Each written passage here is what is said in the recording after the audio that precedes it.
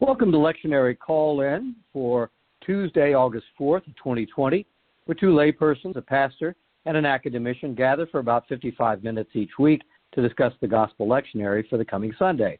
And this Sunday is August 9th. Each Tuesday we call in from wherever we may be at 6:30 a.m. Eastern Time. And for our friend Charles Willard in Minnesota, it's 5:30 a.m. Our little team is working to be faithful to Lectionary Year A. And if you're studying the Gospel Lectionary this week, we hope this will provide areas of focus and reflection. And here is our approach. We work independently in advance of the call-in with some preliminary information on what the lead-off person would like to discuss. We then develop perspectives, share, encourage, and challenge each other. And here are the folks joining us in today's discussion. Bill Hall.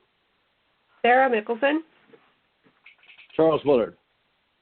And I'm Don Upton, and the scripture today is Matthew 14, 22 through 33, and I'm going to read from the New Revised Standard Version. Immediately, he made the disciples get into the boat and go on ahead of the other side while he dismissed the crowds. And after he had dismissed the crowds, he went up to the mountain by himself to pray. When evening came, he was there alone. But by this time, the boat, battered by the waves, was far from the land, for the wind was against them. And early in the morning, he came walking towards them on the sea. But when the disciples saw him walking on the sea, they were terrified, saying, "It's a ghost." And they cried out in fear. But immediately Jesus spoke to them and said, "Take heart, it is I. Do not be afraid." Peter answered him, "Lord, if it is you, command me to come to you on the water." He said, "Come." So Peter got out of the boat, started walking on the water, and came towards Jesus. But when he noticed the strong wind, he became frightened, and beginning to sink, he cried out, "Lord, save me." Jesus immediately reached out his hand and caught him, saying to him, "You of little faith, why did you doubt?" But when they got into the boat, the wind ceased, and those in the boat worshipped him, saying, "Truly, you are the Son of God." And that's the word of the Lord. Thanks be to God. I've sent a few questions out to our little team, but before we get to them, let's go to Charles Willard to get some perspectives on what they would have heard in the first century. Hello, my friend. Hi, thank you very much.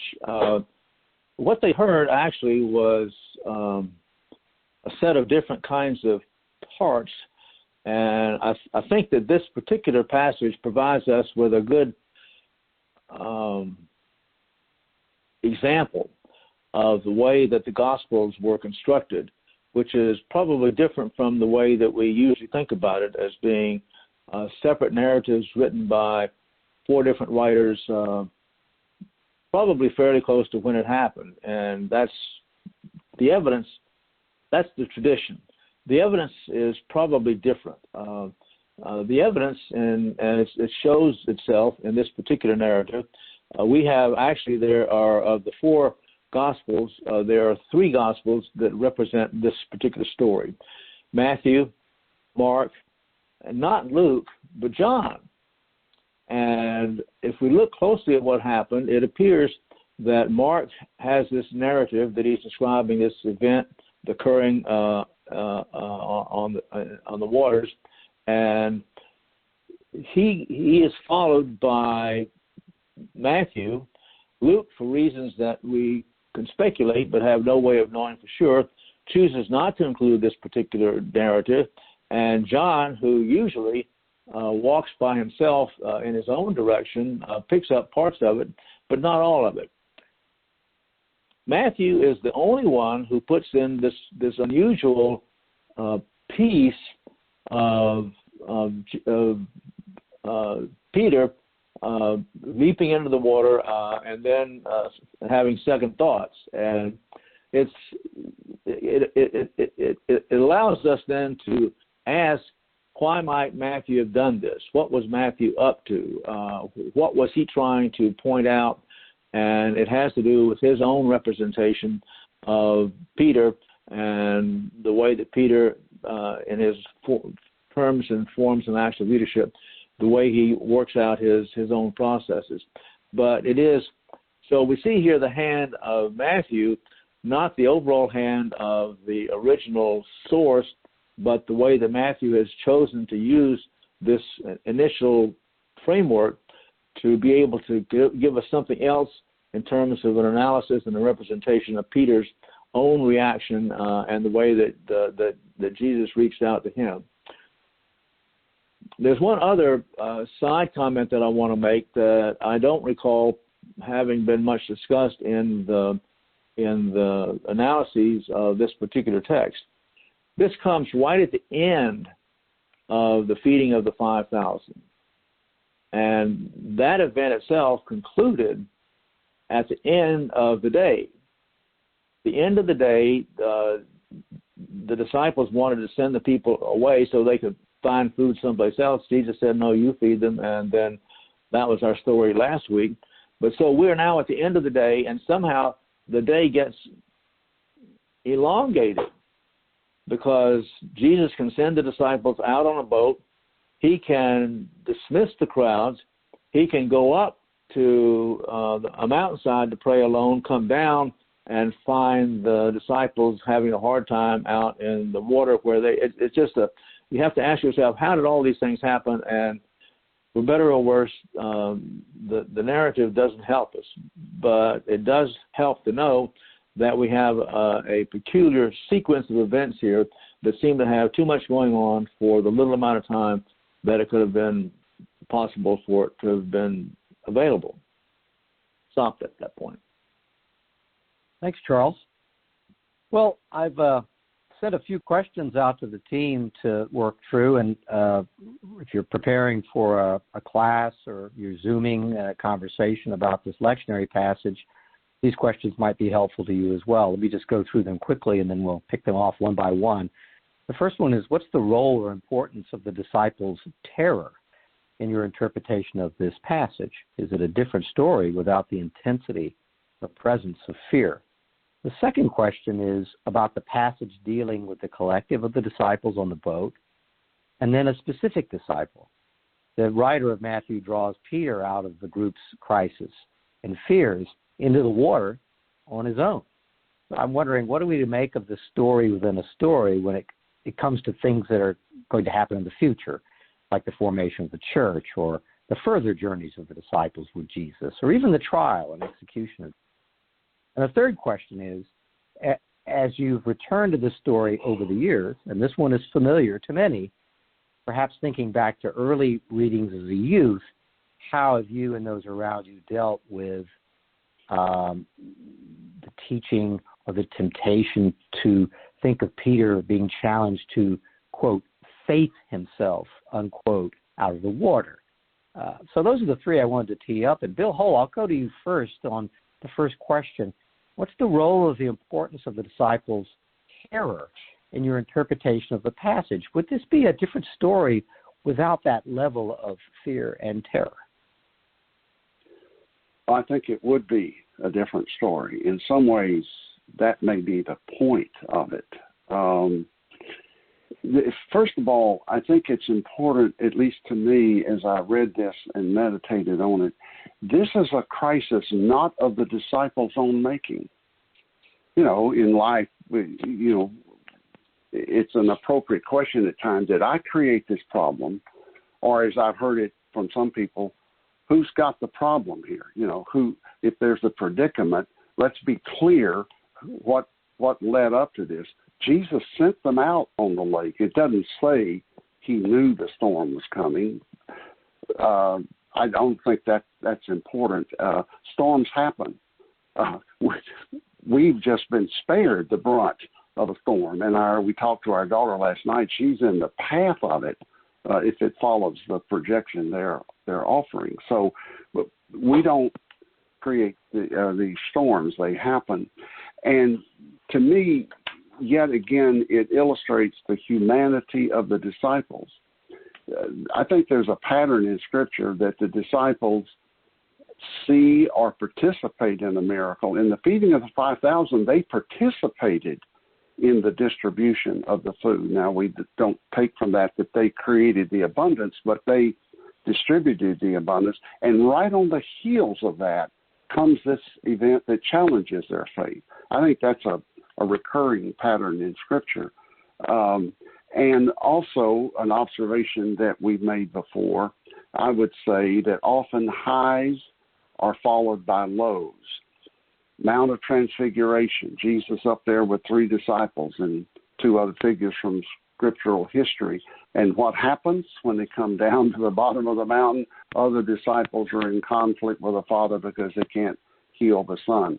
That resonates for me as being true to life, that we can't always be at the top of the mountain. There is the foot of the mountain. And it illustrates for me another point that we've made often, that faith does not exclude fear or doubts. That in fact, there's almost a sense, I think, if you don't ever have doubts, is your faith truly real? So for me, in some ways, there is so much, as I think Charles alluded to this, so much happens in this story so quickly. This is a relatively short passage. You noted, Don, you read it all yourself. We sometimes, with longer passages, break them up. Just think of all the emotions that are compressed into these relatively few verses. But when I read it, interestingly, I take, I don't know if a comfort, affirmation that when I face something, this was a real risk. They're not making up this terror. This isn't fear-mongering. There are risks in these storms. So that is real. And we'll get on, I think, some of my other comments. I'll wait till some of your other 2 questions. But in short, that's it. I'm human, like Peter. I venture out and then wonder and hesitate, and Jesus is there. Thanks. How about you, Sarah? Spent a lot of time with this question, Don. Thank you so much. Fear is a constant as a part of an equation in our home, in that it prevents or it accelerates behavior for my older son. So I thought about that a lot this week, and it seems like last week we talked about where Christ is, abundance is. And where Christ is not, there's scarcity, that sense of what it looks like with or without Christ. And so this week, I think that we learn more about the nature of things where Christ is and where Christ is not. And I think fear is a primary evidentiary element. Fear seems to drive a wedge or work contrary to faith and following Christ. Disciples are learning or experiencing a storm, and they're doing it without Christ. They are in the depths of chaos. They are in the dark. The 4th watch of the night is how some people described it. They are alone. I don't know about you, but those are 3 characteristics for me that were triggers as a child for night terrors. So it was in the dark, alone, and I could hear things that I couldn't identify. So night lights were a wonderful thing for me. I don't think you get that out on the water so much. So I think it's important to bear witness to the truth that where Christ is not, fear thrives. And humanity seems to be driven. So I think fear is something so very tangible when you're in the depths of it. Christ states, as he walks to them on the water, take heart. Fear not, I am. And I looked at a couple of different commentaries that lifted up the translation that pointed to the I am statement. And Will Wellman was kind enough in Followers of the Way yesterday to connect that to Exodus chapter 3, verse 14, when Moses is having a conversation with God, and and the burning bush is involved, and he says, I want to know your name, and God shares the I am who I am.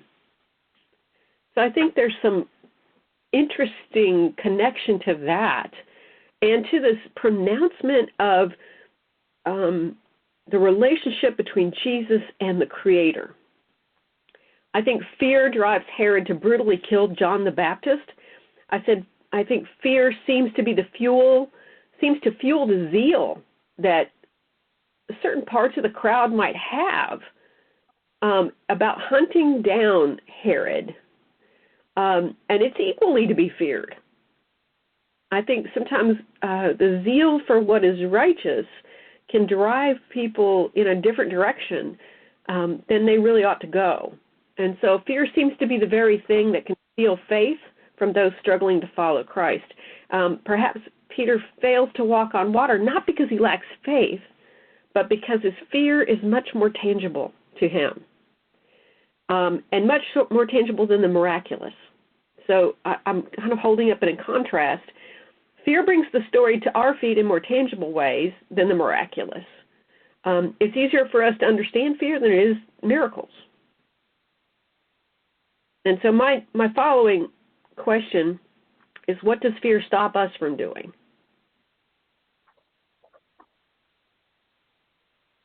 So I think fear is the crucial element here. I think it's a foreshadowing of what it's going to be like after the resurrection, or before the resurrection, after the crucifixion. And this is almost an emotional test drive for that, for this group of disciples, because they're going to be confronted with what does it feel like in that window of time after the crucifixion, before the resurrection, where they struggle with what does it feel to be left alone. I'm done. Thanks.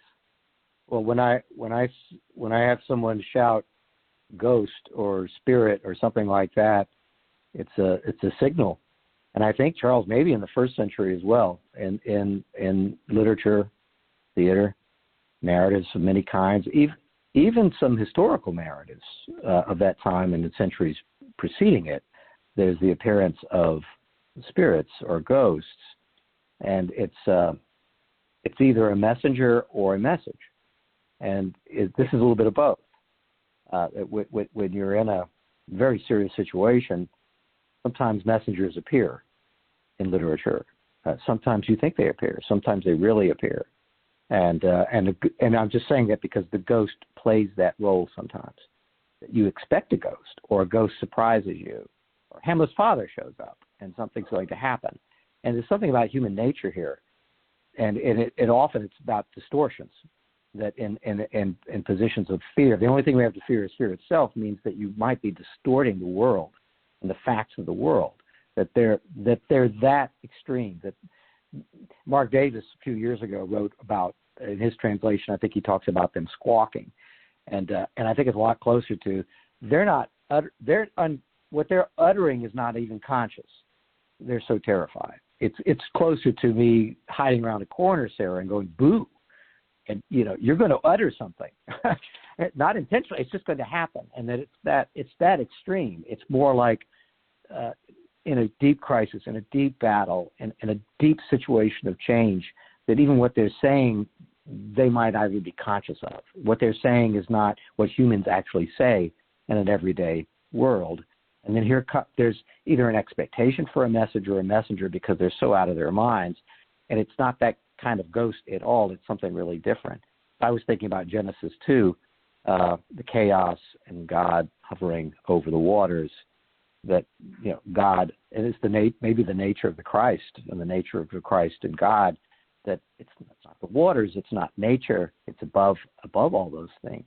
But I'm interested in the messenger and the message, because when you say ghost, it's supposed to prompt something. Are you seeing clearly? What is the message that's being brought to you? Do you trust the message? And this is something completely different, because flesh and blood is pulling Peter right out of the water. So I'm attracted to the distortion and the truth that comes into these situations, and the Christ is just this physical truth hovering above the waters. Before I get to the next question, Charles, did you have any follow-up on this first one? Well, yes, I wanted to ask a question to which there I acknowledge there is no answer, but as I look closely at this text here, here we have the disciples. They're out in a boat. They are experienced fishermen. They know what to expect, and it's not good. That much, at least, we can assume. Although here we're reading into things because the text doesn't say it quite that way.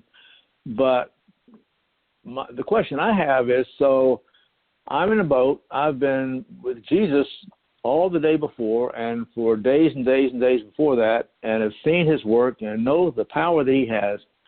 And when I see Jesus walking on the water, I would have thought the first response would have been, thank goodness, we're saved. But instead, they're terrified. Now, my question I have, what could possibly be more terrifying than the sense of imminent death from the waters, and the person that they know can save them, they see him right there on the water. Why not say, thank goodness, do your job, Jesus? And it's just it's again one puzzle after another, and the problem is the text doesn't help us very much. The text simply gives us information, and we can't know.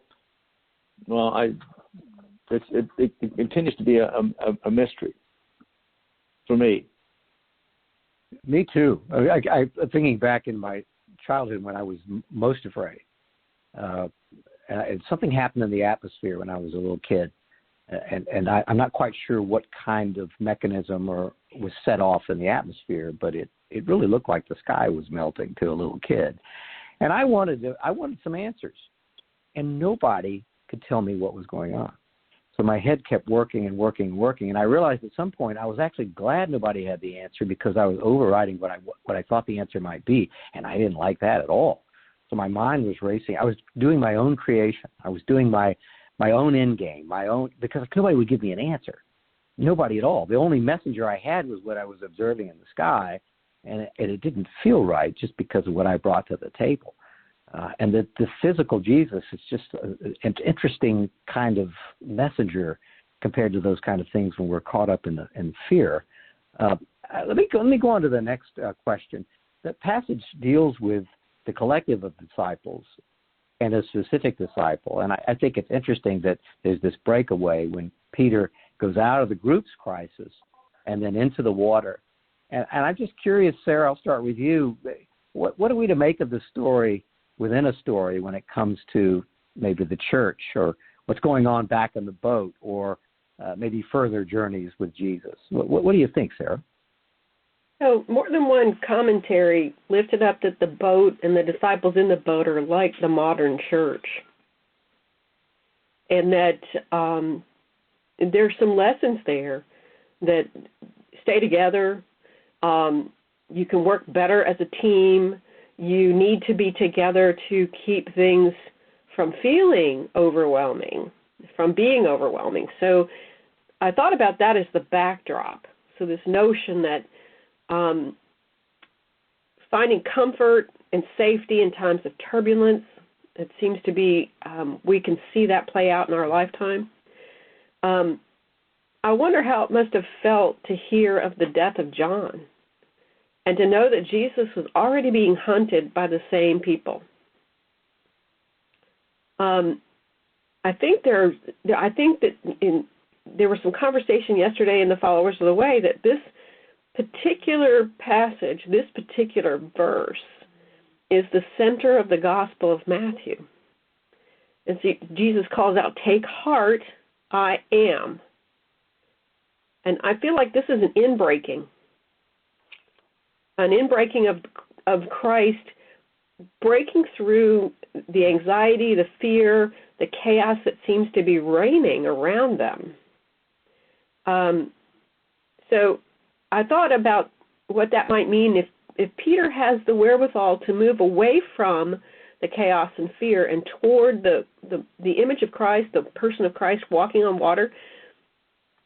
I wonder if we would have that same impulse, that we would be so bold as to move toward the thing that seem to be bringing good news or the peace of things to the boat.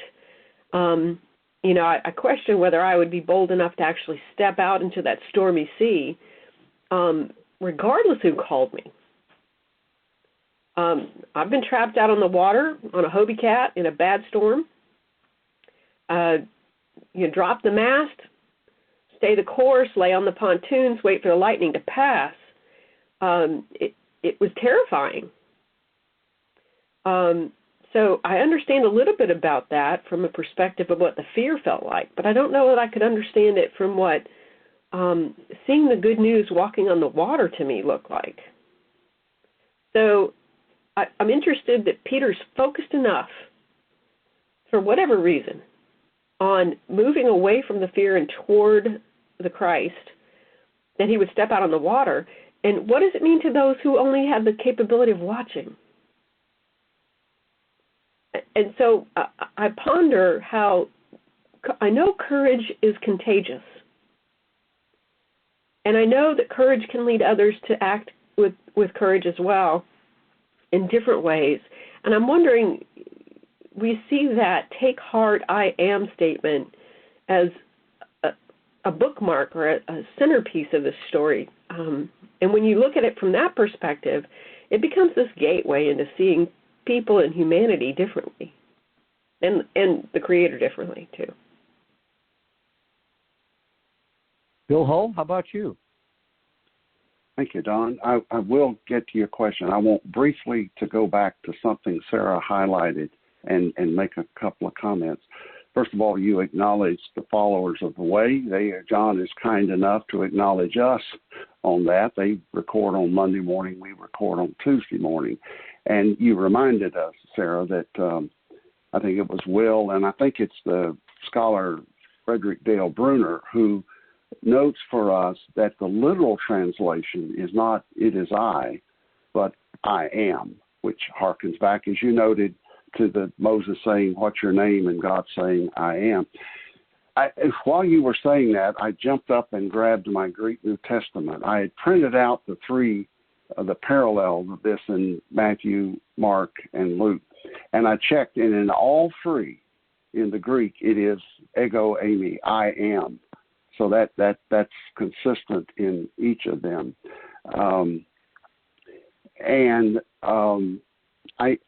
Bruner makes the point that this is, you talk about getting into the weeds. In the Greek, in this passage, the statement I am is numerically the center. If you just count the words, 90 before, 90 after. Now, I think that is a little bit of a stretch that did Matthew intend that, but given the way it is, I think in some ways that is the center of the story. No matter what's happening, I am. Now, back to your specific question, Don, and the collective and a specific one, and I think Charles noted that Matthew's the only one who identifies Peter in this way, in this story. Again, to repeat something I said a moment ago, the fears that these disciples are experiencing are genuine fear. This is not a made-up crisis. They really are at risk.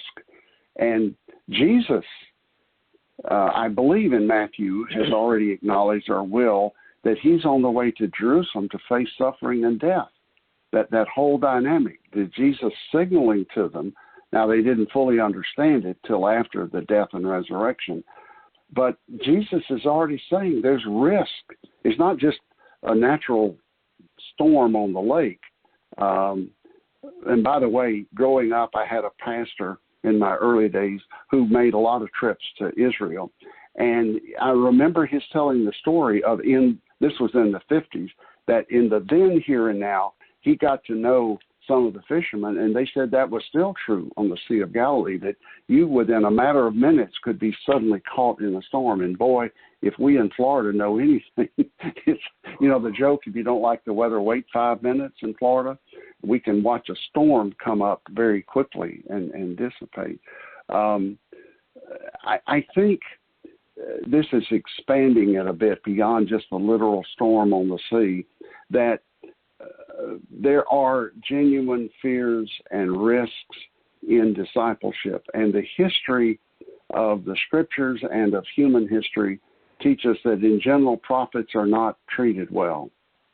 They are genuine prophets, are not generally responded to with appreciation and acceptance. We look at the Old Testament, the Hebrew scripture prophets, Jesus, Stephen, Socrates, Bonhoeffer, Gandhi, Martin Luther King Jr., and other civil rights leaders. There are real risks in being faithful. Now, I don't want to say this too strongly, and I hinted at it in the first question. I wonder if one can infer from this that if you do not experience faith in your faith life, you're not being faithful to your calling. Now, that's not an invitation to martyrdom, but it is an acknowledgement in the words of Dietrich Bonhoeffer that there is no cheap grace. There are risks to walking faithfully. And again, that can be taken to an extreme and, I seek to make myself a martyr. That's not the point. And it doesn't mean we have to actually experience physical death, but there are risks in faithfulness. And I think that's why this is here, that even Peter, who is a kind of a leader of the group, can be adventuresome and invite the invitation to step out on the water and to begin and then to falter. And, I can identify with Peter. When we step out in faith, there's often a faltering. And again, what we hear from the gospel is, I am. I like that. I am what? I am present. I am powerful. Whatever. The gospel is from Jesus. I am. Thank you. This is a loaded chapter. Last week we talked about it too. It's so much is compressed into this, layers and layers of horrible things or threatening things. Opening with the arbitrary confinement and execution of John the Baptist. We end with the seeming arbitrary forces of nature. We open with political fiat that takes the life of a prisoner. And then in it is the fear of hunger and starvation. People can't be fed. And Jesus praying, Jesus showing compassion. It is so dense. And then to have Peter venturing out like this in the same passage. I just wanted to add to this that it might be helpful if you're leading a class to say, well, what happens next? And the ministry continues. All are saved. The boat does not founder. All are saved. Peter gets back in the boat. The mission continues, even though we've seen something fantastic as a group, watching from the boat.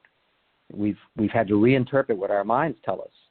That, we think we see a ghost. We think we see a message. We're in great fear. We're uttering things that we can't even control. We're still horrified. And then it's Jesus. And it goes on. And it might be helpful to say, and it's a really good vessel. Jesus didn't repair the vessel. It's more like the distribution of the food. It might be a miracle, but, they're doing a good job in Christian service of handing it out. This is a well-constructed boat, and they will travel on other boats in the future. And the boat is part of creation, and it is crafted from timbers that grew up on the land. And it's kind of back to the natural world, back to where we're going. And the church is using the natural world going forward. If this, like Sarah, you said, this is a representation of the church of the future, it might be unsteady, but it's got good boats in it. We can build good things. We have a tradition in our denomination that we're all in, that we're pretty good at building things, drilling wells, and using the natural world. Just like I think of the handout last week in the same chapter, the handing out of fish, the protein and the carbohydrates. We're pretty good at getting those. We know what a good field looks like.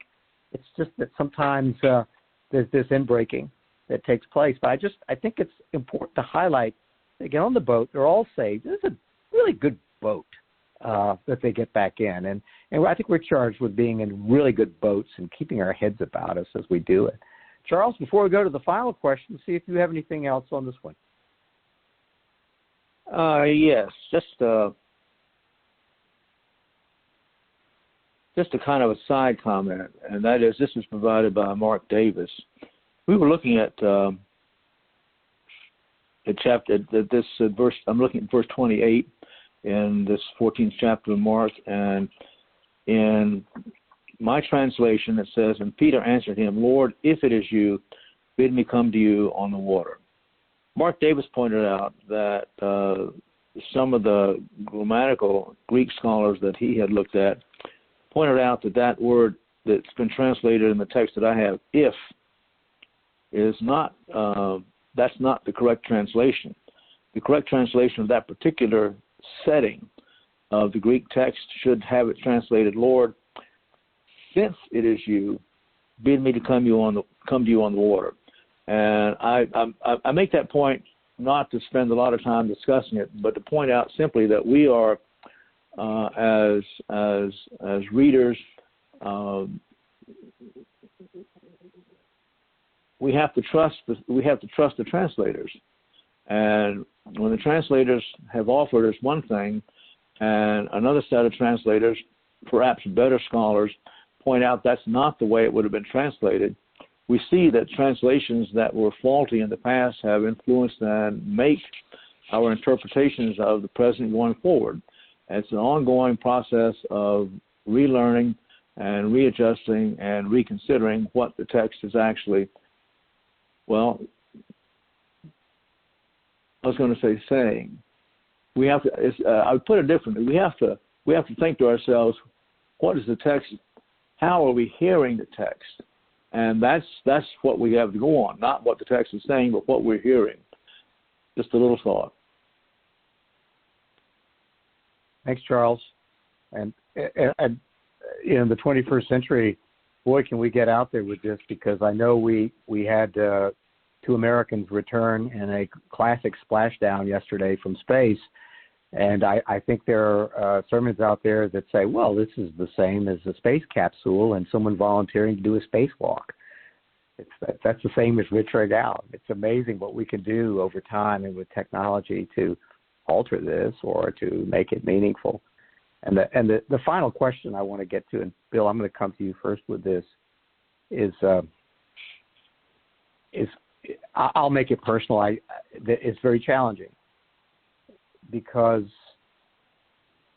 Peter ventures out, and it's, I think, been human nature and sometimes pastoral nature, pastor, to teach this in a way where, and I'm struggling to say this in a sensitive way, where we can take this wherever we've all read this in different ways through our lives. So I'm kind of throwing it wide open for how you've experienced this. But what I want to get to is the question of Peter faithing himself, or attempting to faith himself out of the water. And in my life and how I've encountered this, there's no way around that suggestion. Sometimes being taught that. We taught that in Sunday school, or feeling that in ourselves. And I'm not saying it's right or wrong, but it's right there for me, right in front of us. And I wrote, when I wrote the team this week, I said, is it a Tinkerbell problem? As in Peter Pan, how do you bring Tinkerbell back to life? You hope and wish, and you clap as hard as you can. Everybody, clap, clap, clap, and wish Tinkerbell's light and the fullness of her light back on. Try. And I think that's been a part of that. It's been, in some cases, it's been a stumbling problem with this. It's been confusing when it comes to the meaning of faith. So if you haven't been on that walk, take it wherever you like. But I am, Pastor Bill, asking, how do we deal with human nature and some teachings that say Peter is attempting to, or even has the capability of faithing himself upward out of that water? How have you dealt with it, Bill? And is that familiar to you? Oh, yes, indeed. One of my common rants is against the prosperity gospel, which is a kind of faith your way into wealth, which I think is a disturbing heresy.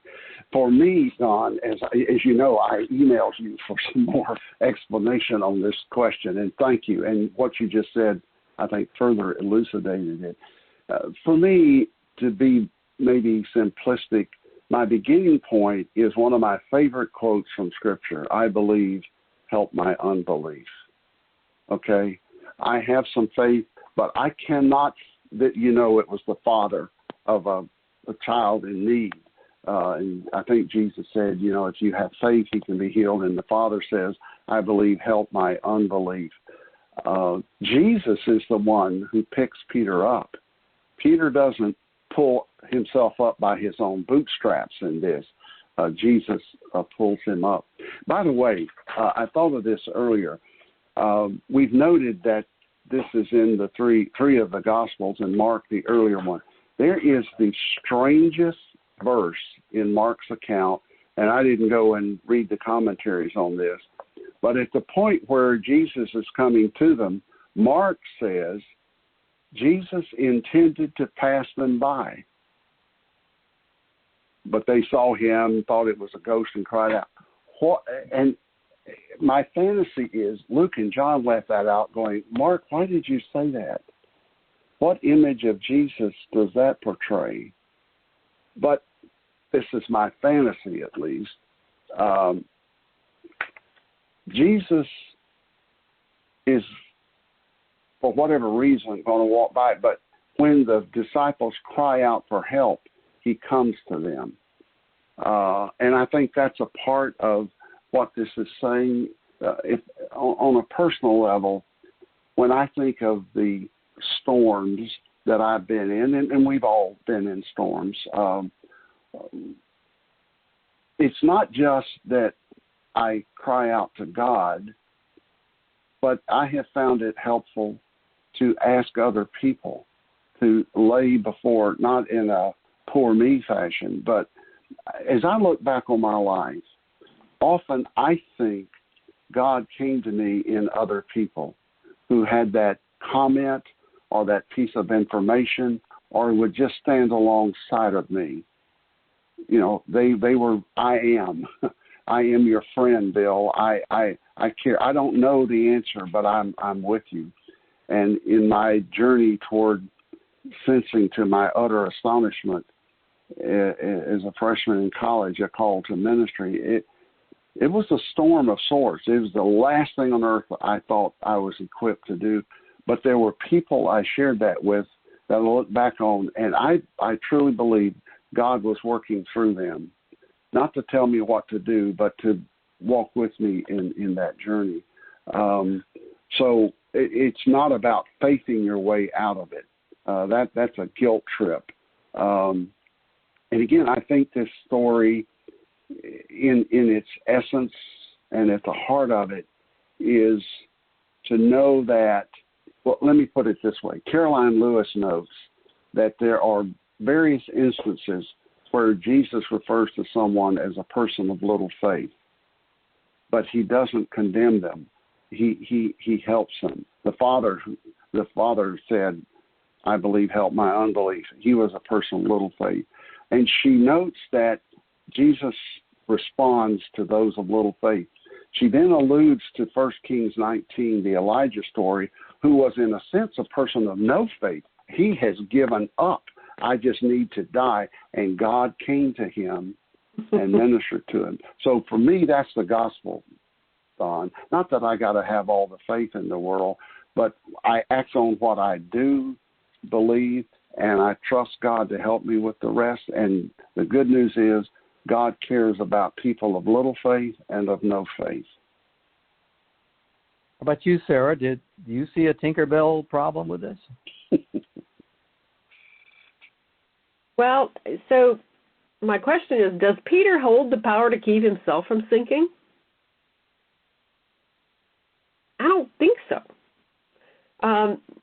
So I I loved Mark Davis's conversation about the verb waver, the Greek word that literally means to stand in two ways. And I was reminded of changing horses in the middle of the stream. Sometimes leaves you wet and wondering. So he also, Mark Davis, took us on that walk into the character of Elijah in 1 Kings chapter 18, verse 21, when Elijah comes near to the people and goes, "How long will you go on limping with two opinions? If the Lord is God, follow him. But if Baal, follow him." And I think that this is, again, one of those moments where we have to really ask ourselves, are we going to rely on our own good thinking, our own strength, our own sense of, I got this? Or are we going to go to God and Jesus' character telling us, you don't have to have this. It actually is in my hands. So I think it's a red herring to Tinkerbell this one. If I could borrow your language, Don, I think it's Peter's sheer impulse to move toward the Christ in faith that keeps him above the water. I think fear interrupts that intent, and it sinks him, just like us. Fear leads to uncertainty, uncertainty leads to doubt, and doubt leads to, well, in this case, sinking. Humanity, like Peter, wavers between fear and faith. How long shall we go on limping? So Christ breaks through with the take heart language, I am, and so suddenly the world shifts. That's what I'm going with it. I don't think this is a Tinkerbell opportunity. I think that's a get behind me, Satan moment. Well, and I think I want to put words in your mouth. No, that's right. Not only did you both take this question on, but you slammed the door on it hard, right? I mean, so it's like the temptation is to read it as Peter failed to have the faith to save himself and rise above the water, but that implies Peter has the capability of faithing himself out, and I think you both have said that's just not it at all. And Sarah, that helped me with the question too. The one we're talking about, Peter going out of the boat and the separate story. That helped me. What you said, think through that, because I'm wondering, it's almost a life cycle of life and faith, how you live through the day. All right, starts. Peter, all of them terror. So he's in the group. He's terrified. He's uttering things. Sees Jesus. What is this? He realizes Jesus. He invites himself out. Jesus invites himself in. There's some confidence there. As he walks across, he becomes like God. He becomes a demigod. He becomes strong. I think that's one reading. It's like, and so ye of little faith, it's like, faith in yourself? Are you kidding me? And he sinks because he changes. Just like on a good day, I change, and I become neglectful of people around me or neglectful of prayer. That really helped me, Sarah. But am I right, both of you? You did slam the door completely on it, right? Well, C.S. Lewis suggests that all we have to encounter is in our faith walk is uncertainty, and it makes us ineffective. Don, you're right. I would want to slam the door. Let me read a brief quote from David Lose. While God is eager to respond to our deepest needs, God also invites us to more adventuresome lives of faith as well. God wants more for us, frankly, than simply safety and stability. And therefore, God calls us to stretch, to grow, and to live into the abundant life God has promised us, trusting that God is always with us. So you can take this as an affirmation of Peter's adventuresomeness, and not surprisingly, even adventuresome people falter. Again, I'm echoing what I said earlier. The gospel is step out, falter, and God is with you. Thank you. Thanks for that quote, too. Well, I'm going to go to you, Charles, in a minute for wrap-up or comments on this subject, but we got just a few minutes left, and just in case, Sarah, Bill, if there was something else you wanted to bring to the table before we say goodbye, just doing a quick round table before we go to Charles. Sarah, anything else? Well, for me, it wouldn't be walking on water, it'd be flying.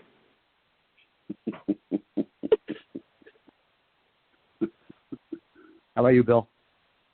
I'm good. Thank you. All right, Charles, all for you for wrap up.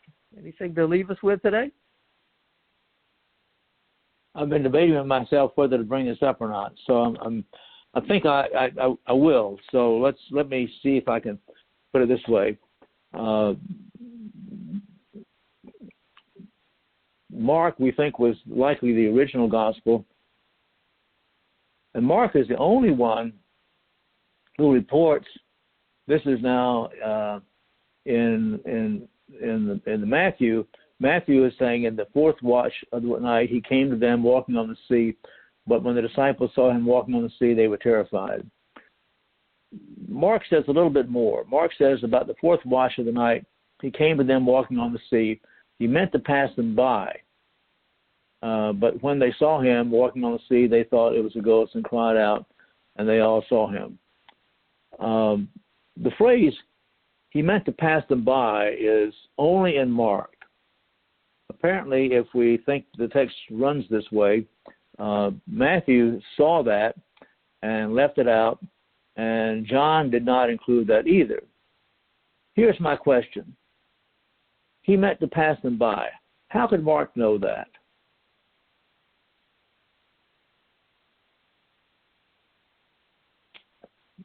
I'm going to leave it like that because I have no answer. It's an illustration of how we tend to take the text at literally at face value and without thinking sometimes about how it might have come to be. So I'm going to stop. Thank you. And for folks listening, go ahead, Sarah. Take it. I have a response. I think Mark was in the back of the boat. Peter was in the front of the boat. I think Jesus walked all the way to the front of the boat to make sure they could all see him. And I have nothing to ground that in. No fact, no scholarship, nothing. I'm just making it up. Thanks. Well, on that note, we're out of time. And for folks listening in, Palma Sia Presbyterian Church is at 3501 West San Jose Street. That's in Tampa, Florida. And for more information, you can go to palmacia.org. That's PALMACEIA.org. And at that site, you will experience other discussions of this passage. In pandemic, if you're in quarantine or lockdown of any kind, there's sermons there, reflections, discussions, great music. So all of us commend that to you for further study, worship, and prayer. And you are always welcome, and we'll see you next time.